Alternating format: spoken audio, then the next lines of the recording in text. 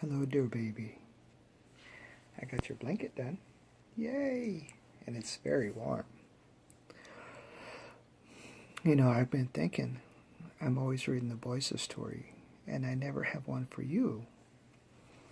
Just for you. I know you enjoy the boys' story, but I thought, I'm going to read Grimm's to you. And I'm going to start with story number 1. The Frog King, or Iron Henry.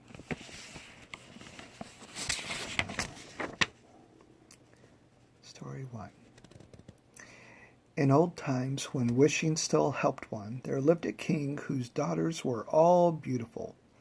But the youngest was so beautiful that the sun itself, which has seen so much, was astonished whenever it shone in her face. Close by the king's castle lay a great dark forest. Under an old lime tree in the forest was a well. And when the day was very warm, the king's child went out into the forest and sat down by the side of the cool fountain. And when she was bored, she took a golden ball and threw it up high and caught it. And this ball was her favorite plaything. Now it so happened that on one occasion the princess's golden ball did not fall into the little hand which she was holding up for it, but on the ground beyond and rolled straight into the water.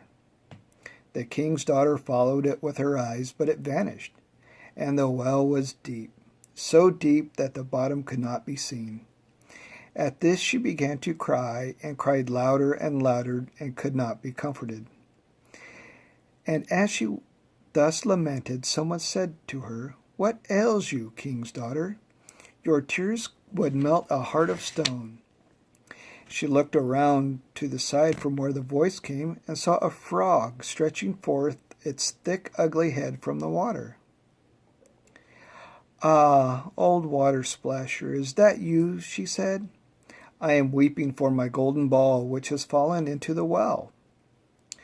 "Be quiet and do not weep," answered the frog. "I can help you, but what will you give me if I bring your plaything up again?"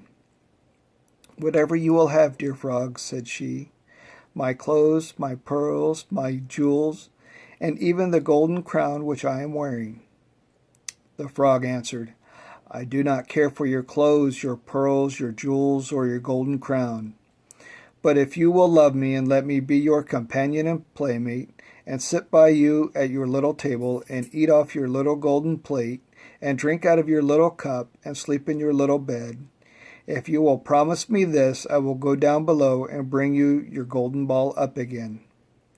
"Oh, yes," said she, "I promise you all you wish, if you will but bring me my ball back again."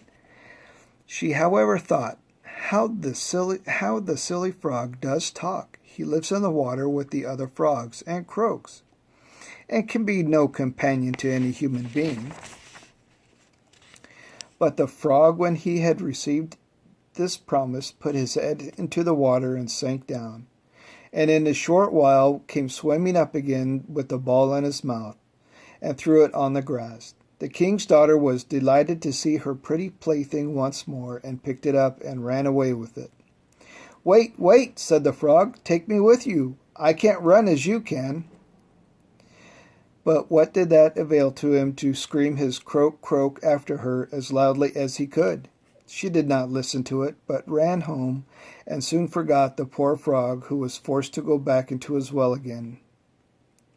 The next day, when she had seated herself at the table with the king and all the courtiers, and was eating from her little golden plate, something came creeping, splish, splash, splish, splash, up the marble staircase.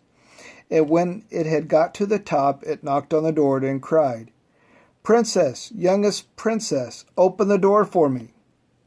She ran to see who was outside, but when she opened the door, there sat the frog in front of it. Then she slammed the door in great haste, sat down to dinner again, and was quite frightened. The king saw plainly of her heart was beating so violently, and said, "My child, what are you so afraid of? Is there perchance a giant outside who wishes to carry you away?" "Ah, no," replied she, "is no giant, but a disgusting frog." "What does a frog want with you?" Ah, dear father, yesterday as I was in the forest sitting by the well playing, my golden ball fell into the water. And because I cried so, the frog brought it out for me again, and because he so insisted, I promised him he could be my companion, but I never thought he would be able to come out of his water, and now he is outside here and wants to come in to me. In the meantime, it knocked a second time and cried, Princess, youngest princess, open your door for me. Do you not know what you said to me yesterday by the cool waters of the fountain? Princess, youngest princess, open the door for me. Then said the king, that which you have promised you must perform.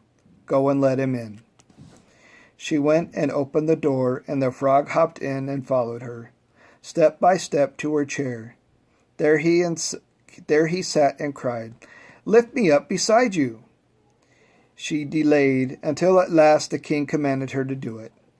When the frog was once on the chair, he wanted to be at the table, and when he was on the table, he said, Now push your little golden plate nearer to me that we may eat together. She did this, but it was easy to see that she did not do it willingly. The frog enjoyed what he ate, but almost every mouthful she took choked her. At length he said, I have eaten and am satisfied. Now I am tired. Carry me to your little room and make your little silken bed ready, and we will both lie down and go to sleep. The king's daughter began to cry, for she was afraid of the cold frog which she did not like to touch, which was now to sleep with her in her pretty clean little bed. But the king grew angry and said, He who helped you when you were in trouble ought not be despised by you afterwards. So she took hold of the frog with 2 fingers, carried him upstairs, and put him in a corner. But when she was in bed, he crept to her and said, I am tired. I want to sleep as well as you. Lift me up, or I will tell your father. Then she was terribly angry, and took him up and threw him with all her might against the wall. Now you will be quiet, odious frog, said she. But when he fell down, he was no frog, but a king's son with beautiful, kind eyes. And it came to pass that with her father's consent, he became her dear companion and husband. He told her how he had been bewitched by a wicked witch, and how no one could have delivered him from the well but herself, and that tomorrow they would go together into his kingdom.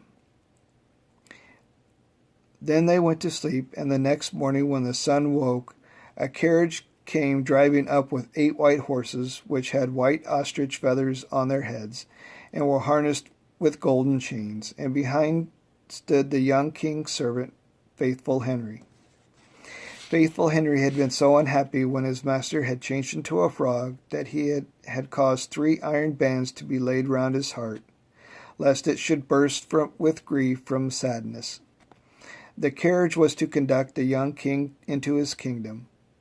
Faithful Henry helped them both in, and placed himself behind again, and was full of joy because of this deliverance. And when they had driven a part of